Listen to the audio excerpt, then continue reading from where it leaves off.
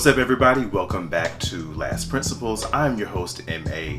Tonight, we are going to be talking about going steady in the ICOC, the process of getting a boyfriend, girlfriend, significant other in the ICOC. I find it kind of ironic that I'm filming this a week into free agency in the NFL. I don't know if any of y'all care about sports or know what I'm talking about with that, but just to sum that up, and this is not exclusive to the NFL. Every team sport out there, every major team sport has this same thing, just in different times of the year. But mid-March is when the league year ends and begins in the NFL.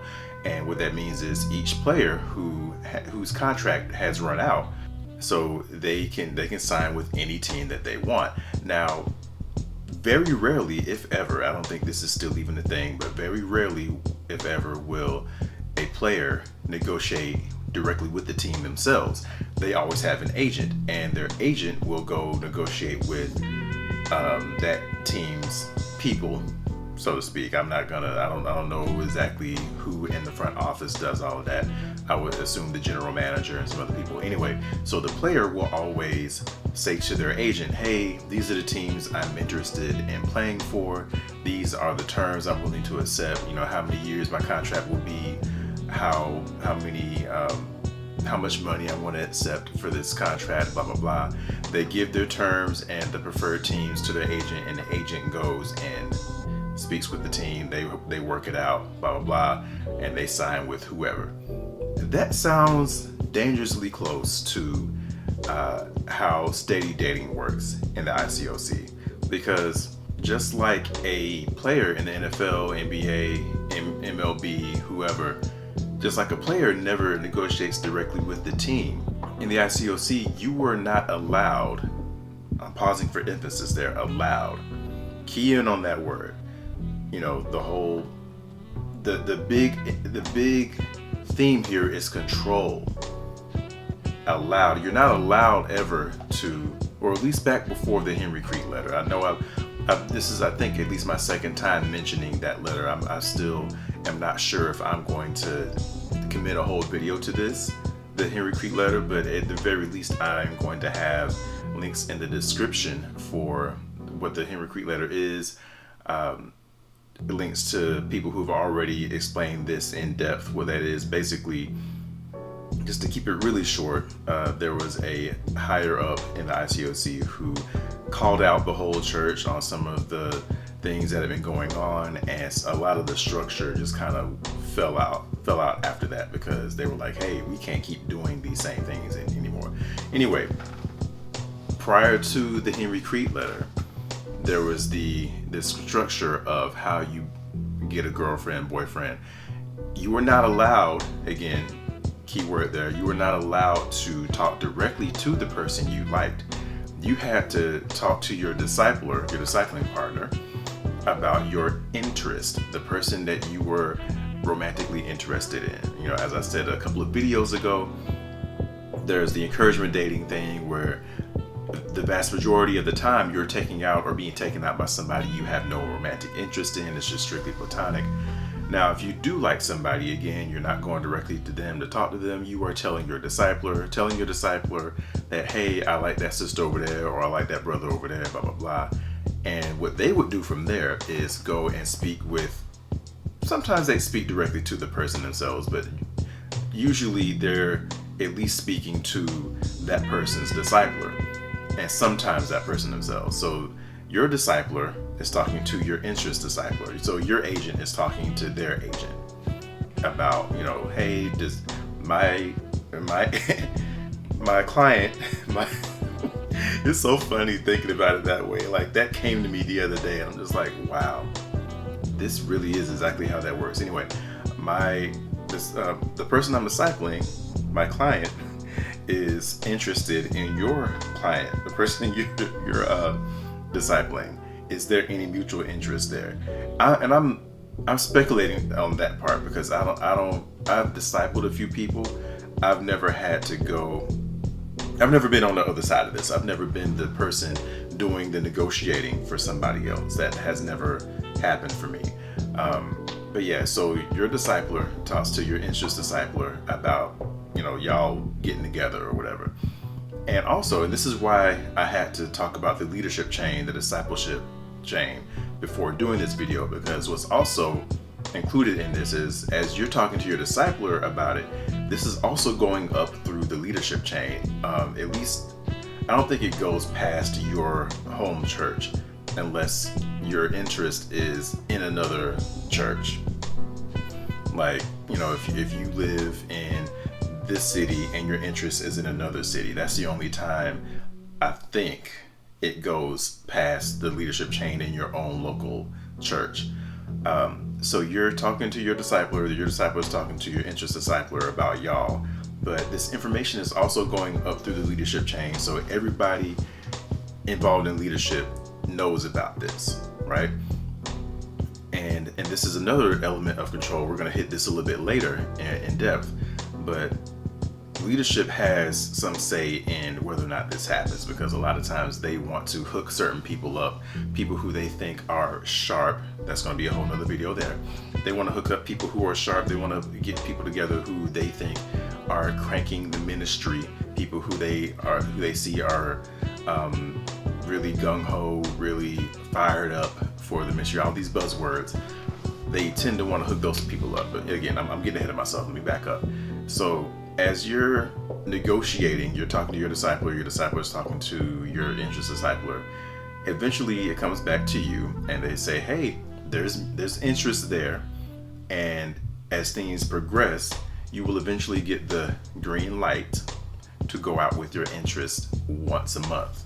Because here's the thing with going back to the encouragement dates for a minute, you were discouraged from asking, if you were a brother, I don't know how this works on the sisters end. Female ex-members of the ICOC, ladies, y'all chime in on this if y'all can give me some insight from the other side of this. But at least for the brothers, you were discouraged from asking a sister out. Like say if you asked Sister A out, you did not ask her again unless you got the okay because you were interested in the sister and your discipler said, they gave you the green light. You were discouraged from asking that sister out again until you've gone through all the rest of the sisters in your ministry, right? Because all the other sisters need encouragement, aka they need to be taken out. So yeah, now that there were some brothers who still did it, and they may or may not get discipled about it. But yeah, so once you got the green light from your discipler to take that sister out every month, if things continue to go well, negotiations continue to go well, you eventually got the green light to take her out every other week instead of once a month.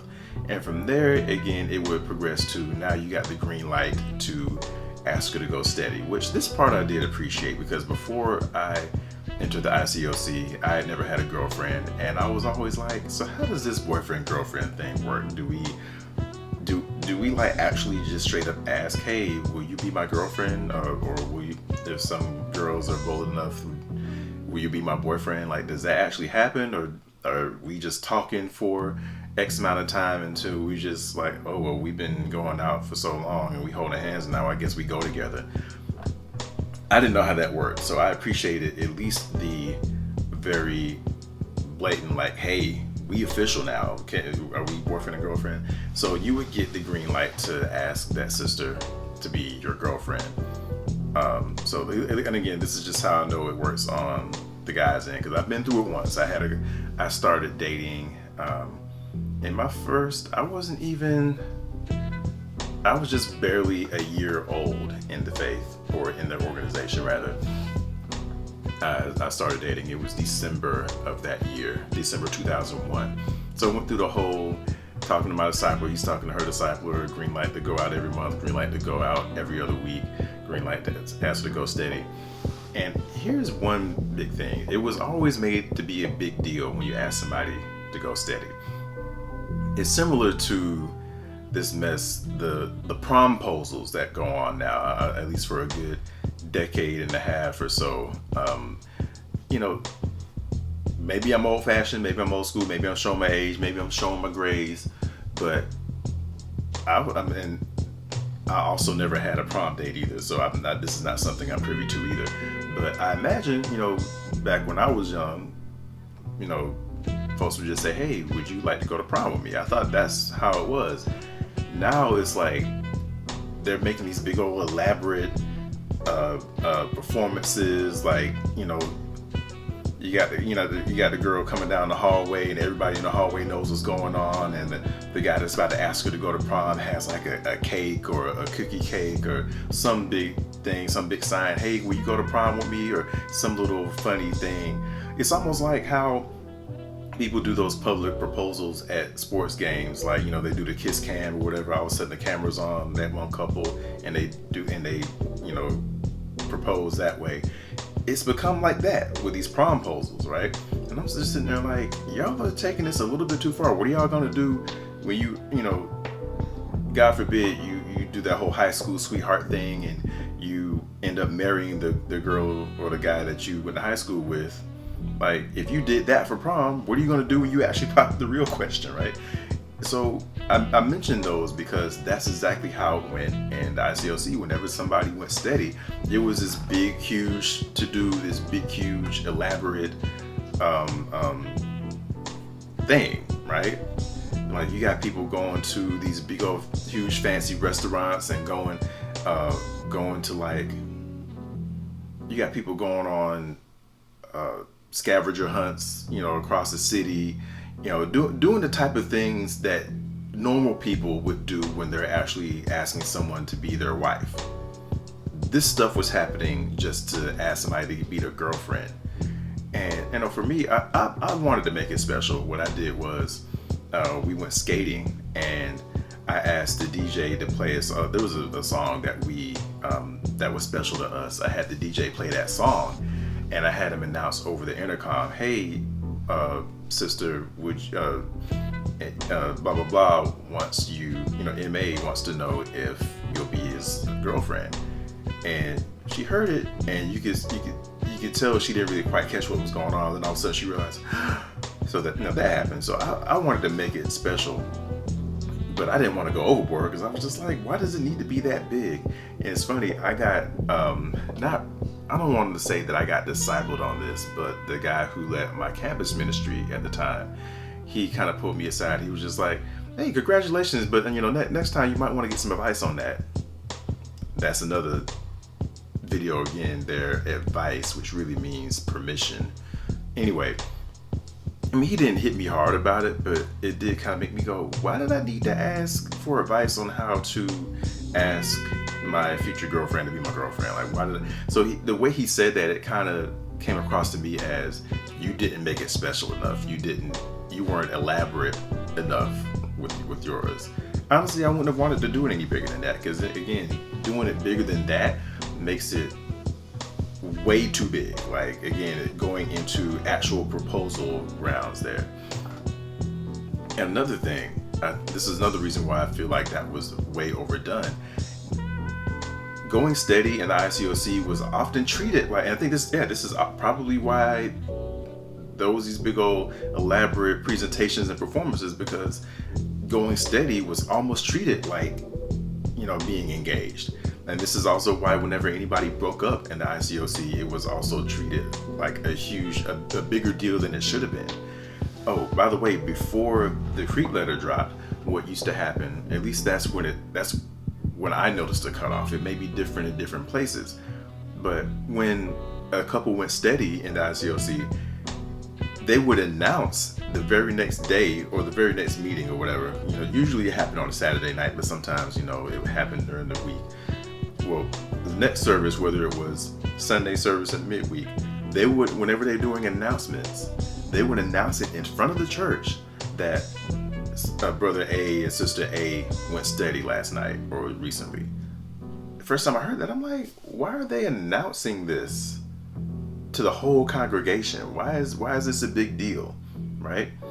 Now, I don't think they should do this, right? It would not be a good idea to do this, but it did make me wonder, like, so y'all don't announce it when people break up? That definitely didn't happen. I was just like, hey, keep the same energy, right? Keep the same energy on both sides.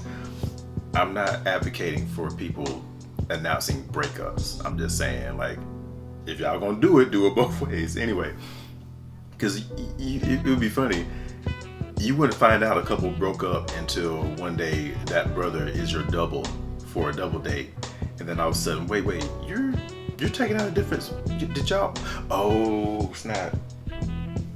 Y'all broke up, or not when it's your double. You find that out when, like, say you do a triple, quadruple, a big group date, and all of a sudden that brother who you thought was going steady with his sister is on that date, but they're not with the sister that they were with. You're like, okay, I guess they're not dating anymore. You just find out in weird ways like that. Anyway, so yes, you're doing all these, you're going through all this yellow tape to get a girlfriend, get a boyfriend. You're never allowed to talk to them directly, which I always felt that was weird, super weird.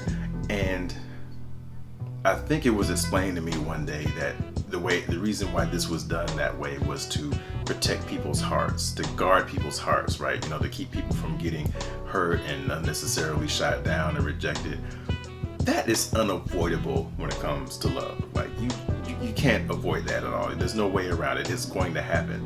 And it still happens because I'm pretty sure you feel dejected when your disciple will come back to you and say, hey, bro, that you barking up the wrong tree. She ain't feeling you. And what adds to that frustration is the fact that, again, leadership has their hands all up in it, right? Leadership is trying to hook up people who are good for the ministry. Like, if you are pursuing a sister who is being groomed for leadership, being groomed for a high role in the church, and you just an average Joe, you just a rank and file brother, they shutting that down. Even if there is mutual interest, they shutting it down. They're discouraging you from pursuing her. They're discouraging her from accepting dates from you or whatever. No, I don't think they did that because I take that back, because they almost all but forbade the sisters to say no to dates. So they pretty much would discourage you from asking her out. I mean, you can go do it anyway and get discipled, but depends on if you want to go through with all that rigmarole. Anyway, so they discourage you from going after sisters, or they suggest somebody else for you. They do all these other shady behind the closed doors, behind the curtains things to try to keep y'all apart. So yeah, or if you were being groomed for leadership, or if you were a leader and you were interested in a sister who wasn't on that same level, or they didn't deem y'all spiritual enough, that wouldn't happen. Oh, speaking of spiritual, if you were deemed ready to date if you were spiritual, and how they judged your spirituality by how much you were falling in line with what was being told to do, falling in line with orders, or how many people you were bringing out to church, how many people you were baptizing. So that's how they gauged whether or not you were ready to date. So there are plenty of people who probably to this day who are still in the ICOC ain't never dated because their leadership didn't think they were spiritual enough. And as I look back on it, I'm thinking, how dare you play God with people's love lives like that? There are people, men, I feel sorry for the sisters, because it happens to the sisters more than the brothers, but definitely it happens to the brothers a lot. Like, because you weren't deemed spiritual enough in the leadership's eyes, you never sniffed being in a relationship. Like, why is this locked down so much? Why is there so much red and yellow tape around that? People should be free to make their own choices. Now, yes, advice is good. We all need to have people in our lives who will tell us the truth, people who will give us, good direction, blah, blah, blah. But again, this will be another video. Advice was far too often seen as permission, not advice. So yeah, leadership had their hands all up in everything. There were people who have never dated, people who have never had a girlfriend, boyfriend, won't get married because leadership is like, nah, you ain't ready, or we don't think this person's good for you. And even when you do start dating, leadership is still all up in that, because they're trying to dictate what y'all do in your lives, whether or not y'all get married, blah blah blah. If the brother, or if you as a brother, or if you as a sister are doing something, if you're not being in sin, not being in sin, but if you're just doing something that the leadership doesn't feel is right for their path, or they're doing something that isn't sin, but they just don't like it, they'll be like, hey, y'all, they'll encourage you to break up if they don't like how things are going, blah, blah, blah. So yeah, they just way too much control, way too much, puppetry going on with that. And again, the whole arranged dating couple thing, arranged marriage things. I know there's a sister I know, and hopefully I'll be able to have her on the channel soon. She left in, I want to say 2019, 2020, and is divorced now. Her ex-husband, she told me straight up, I never saw myself dating him. They put us together because we were it was either a Bible talk or leading a ministry together. But they put them together because they were leading together. So they pushed them towards dating and then marriage. And I never knew that was a thing back when I was deep in it. But I would have thought that, after I've left, I kept hearing more stories like that. And to hear somebody I was close to had gone through that, and just that recently, that lets me know that this hasn't changed.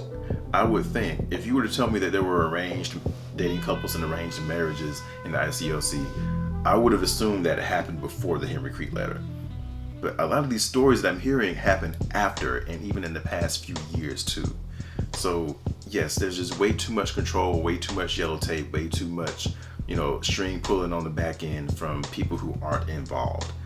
And again, going back to the micro level of it, when it's you talking to your discipler, talking to her discipler, talking to her about it. You never talk to each other directly, and that continues through your relationship, so much to the point where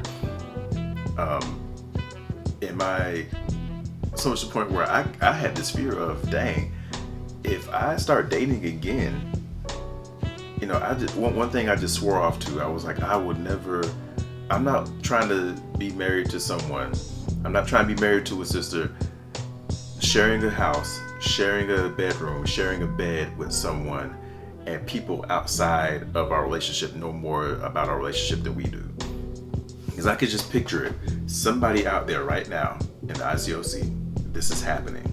I don't know this for a fact, but I'm speculating, and I'm probably not wrong. There's a guy sitting on his side of the bed on the phone with his discipler. His wife is on the other side of the bed on the phone with her discipler, and they're talking to her disciples about each other and not talking to each other about what's going on.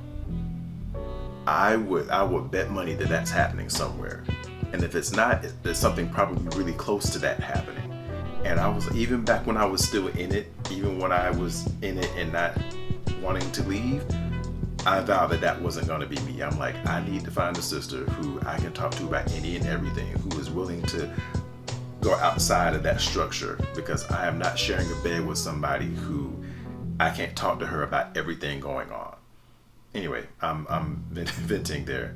Fortunately, I have that. My wife, I might have her on here too, so she can tell her side of our story there from an outsider's perspective.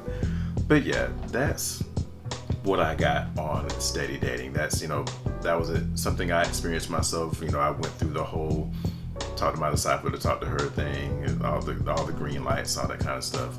But what I would say about this in closing is, it shouldn't be that complicated. You should be able to talk to the person that you are interested in. Yes, there's the risk of rejection. That's life. Gotta suck it up and deal with it. I say that as somebody who doesn't like rejection. Nobody likes rejection. Nobody likes being rejected. But it's part of the game. It's part of life. You gotta go through it. And I would rather go through that and have direct contact with the person I like and know from them than to hear from somebody else. Because if I'm hearing it from my discipler, I don't know if it actually came from her, from the person I like or not. It may be people above them telling me to go in this other direction because they don't want me with her.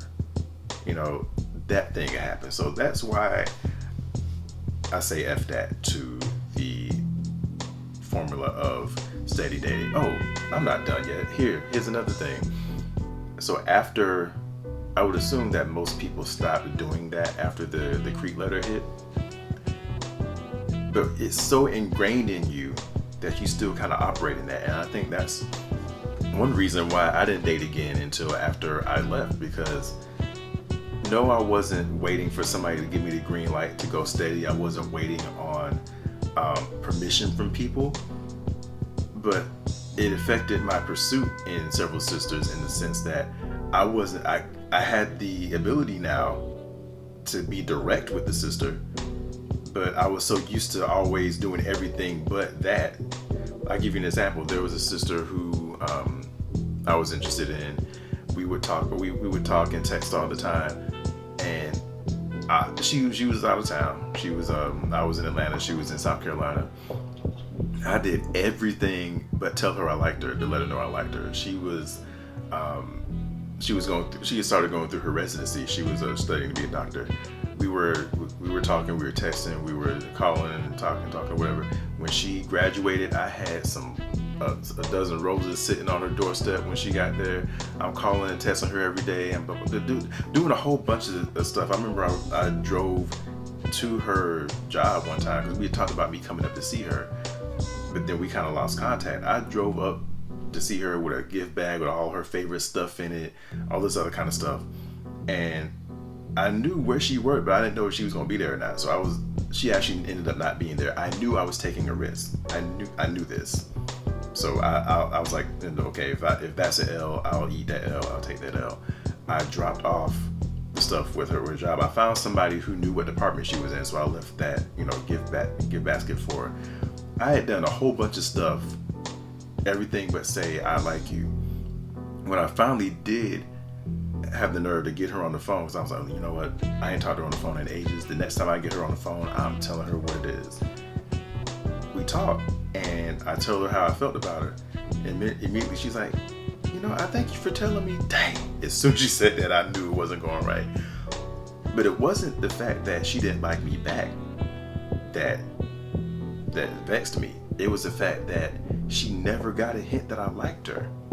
So I couldn't do nothing but be mad at me because it took me so long to actually verbalize to her directly that I liked her. But also the fact that all that effort I did didn't register on her radar that I liked her. So I was like, and I had to blame myself, but also I had to look at the fact that I had been so trained to not tell the person that I like directly that I like them. And I'm pretty sure that was probably the same thing for a lot of other brothers. Like, just being trained to not do that probably messed up a whole bunch of people. Whereas there was another sister I liked, and some brother, she started dating somebody else because they just went straight for it. Whereas I was used to like, doing everything I did with the other sister, like just not being direct. And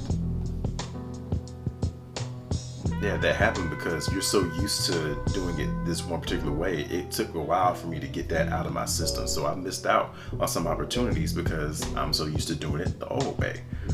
Even though I would have preferred to go direct, it's still so ingrained, it's still so indoctrinated in me to do it this other way. So yet another reason why that whole system is BS. Anyway, that's it. Y'all have a good night, y'all. Let me know in the comments if y'all got anything to say about steady dating. And please, share your experiences, share your horror stories. Let me know if there are any topics that you would like for me to cover. If it's a topic that I have a decent amount of experience in, I will talk about it. If it's something that I kind of know happened, but I wasn't too deep into it, and then I may not do it because I don't want to get on here and just be faking it about a particular topic. So if it's a topic that I'm well versed in, something that I experienced, I'll definitely touch on it. That's it. Y'all have a good night, and I will see y'all at the next video. Peace.